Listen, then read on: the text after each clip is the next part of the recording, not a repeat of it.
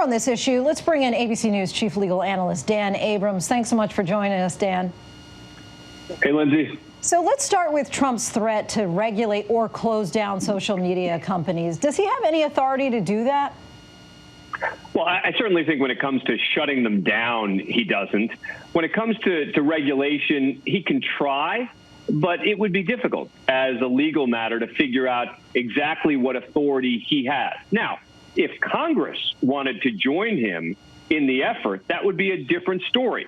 There is a specific regulation on the books called Section 230, which specifically deals with places like Twitter, Facebook, with regard to what the rules ought to be, what they are, what liability they have. If Congress wanted to join the president in making changes in that law, that could happen. But the president alone would have to rely on the FCC or the FTC, meaning the Federal Trade Commission, that usually deals with unfair practices. And it wouldn't be an easy road and likely would be deemed unconstitutional if he went too far.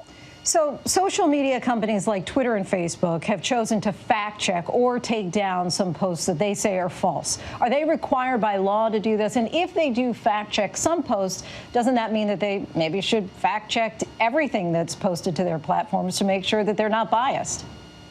Right. So let's separate out the legal question from the practical and PR question. The legal answer to that is no. They don't have to fact check. But certainly they're allowed to put the fact-checking badge that they are putting on there.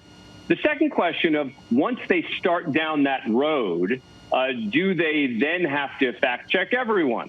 Well, that's not as much a legal question as a practical one, meaning that if they do start fact-checking the president or more Republicans, for example, they may have to answer questions to their community of people who use their product to say, wait a sec, here's why we're doing it, here's why we're not, et cetera. And it may be more difficult to explain if they're only selectively fact-checking. But as a legal matter, it probably doesn't have an impact unless they start literally becoming a publisher as opposed to a forum.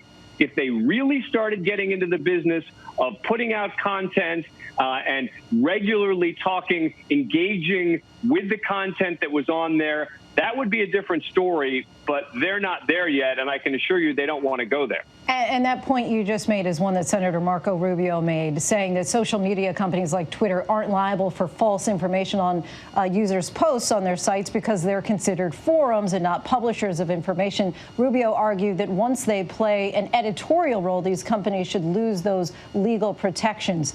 Does he have a point? Well, he has a point if they move too far towards serving an editorial role, but that's not what we're talking about here. Also, let's point out that this week, the D.C. Circuit Court of Appeals ruled on a very similar question here about what power Twitter has to ban someone. And a very conservative commentator challenged a decision that Twitter had made and lost in the D.C. Circuit in a unanimous opinion. So that's not good news for the president and others who want to say, we ought to be able to regulate this. We have to be able to regulate this, because if this ends up in court, it is likely a losing argument for the president if they go beyond just minor issues like saying we'll create a place where people can file complaints and things like that, and literally get into the business of starting to say what content they can or can't publish.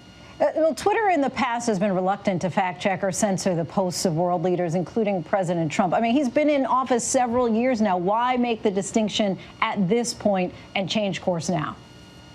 Well, look, it seems Twitter has changed its policy more broadly. And the key for them in maintaining credibility is that they have to apply it across the board.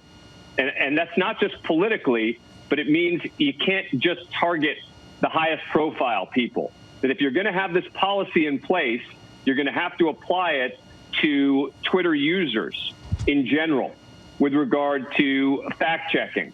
And it is interesting in this particular case to see why they decided on this comment about mail-in voting, as opposed to some other comments that the president has made that some could argue even needed a fact check more so than this particular allegation. Without making a judgment on how much this one needed or didn't, it's interesting that this was the one that for Twitter crossed the line.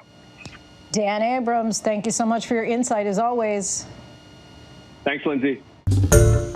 Hi, everyone. George Stephanopoulos here. Thanks for checking out the ABC News YouTube channel. If you'd like to get more videos, show highlights, and watch live event coverage, click on the right over here to subscribe to our channel. And don't forget to download the ABC News app for breaking news alerts. Thanks for watching.